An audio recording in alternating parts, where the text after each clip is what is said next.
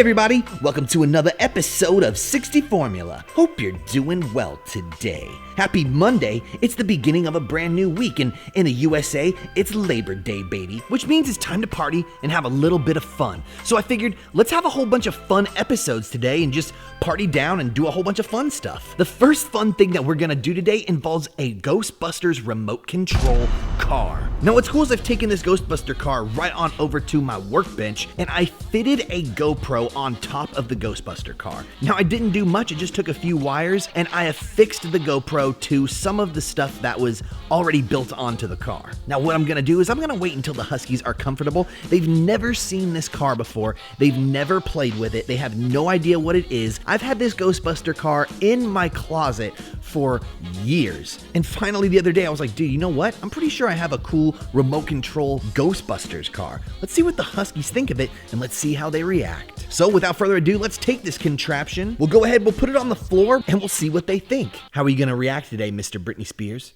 Huh? You don't know that. You have no idea.